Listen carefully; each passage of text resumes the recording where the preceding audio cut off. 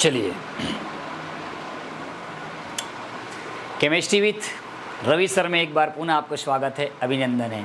तो हमारी सीरीज चल रही थी बिल्कुल जीरो से सुपर हीरो। जी हाँ, आज हम फिर लेकर आए हैं 11th केमिस्ट्री। पिछले क्लास में आपने देखा कि दो रूल्स हमने करवा दिए थे। आज हम बात करेंगे रासायनिक संयोग के तीसरे नियम के बारे में बात करेंगे। जी हाँ, मैं बात कर रहा हूँ गुणित अनुपात का नियम, जिसको बोलते हैं लॉ ऑफ मल्टीपल प्रोपोर्शंस बोलते हैं। ये जो नियम है ये एग्ज़ाम के दृष्टिकोण से बहुत इंपॉर्टेंट है, पेपर में कई बार पूछा गया है और इसमें से क्वेश्चन आता ही है ना। Some basic of concept chemistry जो चैप्टर है, इसमें से 3 नंबर का 5 जो नियम है उसमें से एक नियम जो है बिल्कुल एग्ज़ाम में आता है। तो आइए पूरा डिटेल में बात करेंगे कि क्या कुछ खास है इस नियम में। तो रासायनिक संयोग के नियम में गुणित अनुपात का नियम है। पेपर में ऐसे प्रश्न पूछेगा कि गुणित अनुपात का नियम से आप क्या समझते हैं, उदाहरण सहित समझाइए, ऐसा पूछा जाएगा। तो आप देख सकते हो कि किस तरह से नियम दिया हुआ है।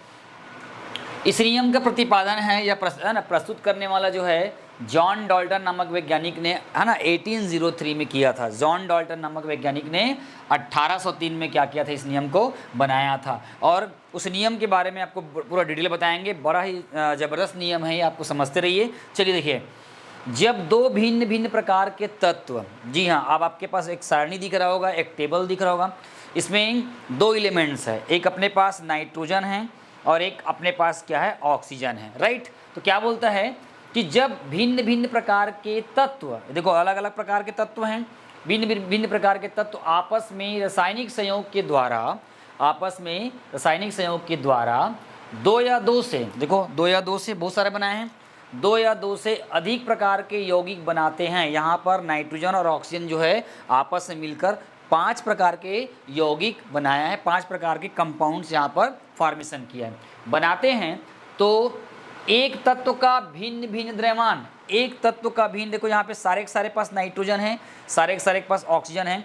तो एक तत्व का क्या बोल रहा है, एक तत्व का भिन्न भिन्न द्रव्यमान, भिन्न भिन्न मतलब हम लोग ले लेते हैं ऑक्सीजन का। देखो ऑक्सीजन का यहाँ पर देखो 8, 16 है ना, 24, 32, 40, क्या बोल रहा है, एक तत्व का भिन्न भिन्न द्रव्यमान दूसरे तत्व के निश्चित द्रव्यमान के साथ। दूसरे तत्व देखो, मैंने नाइट्रोजन को यहाँ पर कितना लिखा है, पूरे कितना लिखा है, 14।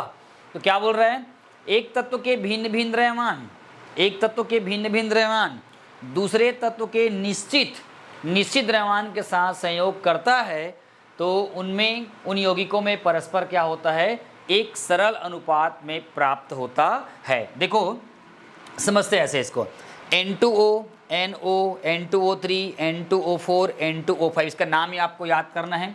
नाम है इसका, जो पहला नाम जो है आपको इसका पहला नाम जो है नाइट्रस ऑक्साइड, दूसरे का नाम है नाइट्रिक ऑक्साइड, तीसरे का नाम है नाइट्रोजन ट्राई ऑक्साइड, चौथे का नाम है नाइट्रोजन टेट्रा ऑक्साइड और पाँचवें का नाम है नाइट्रोजन पेंटा ऑक्साइड। तो नाइट्रोजन 5 प्रकार के ऑक्साइड का फॉर्मेशन करता है। अब यहाँ पर देखो, नाइट्रोजन का परमाणु क्रमांक कितना होता है, 7 होता है, लेकिन परमाणु भार क्या होता है, एटॉमिक मास कितना होता है, 14 होता है। तो देखो N2 लिख दिया है, तो N2 कितना है, 2 है, तो 1 का 14 होगा, 2 कितना होगा, 28, तो वो 28 को यहाँ लिख दिया है। इसका कितना होगा, 14, एक ठो है करके, इसका कितना होगा, 28, इसका भी कितना होगा, 28, इसका भी कितना होगा, 28, और ये भी आपका 28 ही है, क्योंकि ये NO लिखा है, क्योंकि वो N2O2 होता, तो दोनों है ना, उसको सरल किया गया है, दोनों 2 को काट के क्या कर दिया है, NO बना दिया है।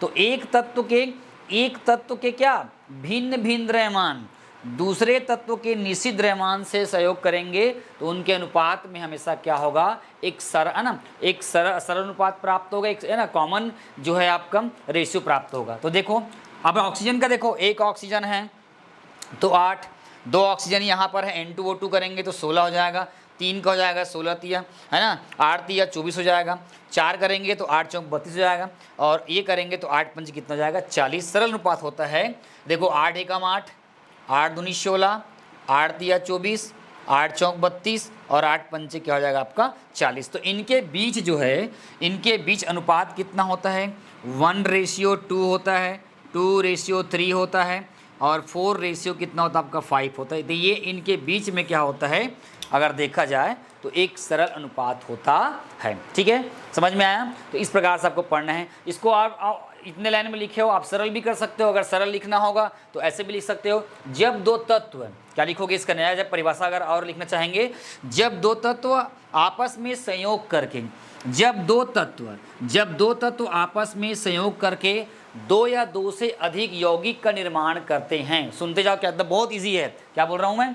जब दो तत्व आपस में संयोग करके दो या दो से अधिक यौगिक का निर्माण करते हैं तो रासायनिक संयोग के द्वारा इसमें एक तत्व के भिन्न भिन्न द्रव्यमान दूसरे तत्व के निश्चित द्रव्यमान से, है ना, संयोग करता है तो उनके बीच में एक सरल, है ना, एक गुणित सरल अनुपात का क्या होता है, वो प्रदर्शित होता है। इसी को हम लोग क्या बोलते हैं, गुणित अनुपात का क्या बोलते हैं, नियम कहा जाता है। इस उदाहरण से आपको मालूम चल गया होगा कि ऑक्सीजन के विभिन्न द्रव्यमान दो, है ना, ऑक्सीजन के विभिन्न जो द्रव्यमान हैं, मास जो है 8, 16, 24, 32 और आपका जो 40 है ना, ये नाइट्रोजन के एक निश्चित मास बोले तो 14 के साथ 14 के साथ क्या कर रहा है, आपस में रिएक्ट करके ये एकदम सिंपल रेशियो को क्या करता है, प्रदर्शित कर रहा है। तो ये एग्जाम के दृष्टिकोण से ये गुणित अनुपात का नियम बहुत इंपॉर्टेंट क्वेश्चन है, इसको तैयारी कर लेना, इससे प्रश्न होम एग्जाम में प्रश्न आते हैं। ठीक है, तो अगली वीडियो में बने रहिए। अगला जो आएगा व्युत्क्रम अनुपात का नियम और गेल विशाख का नियम आने वाले वीडियो में आएगा। प्यारे बच्चों,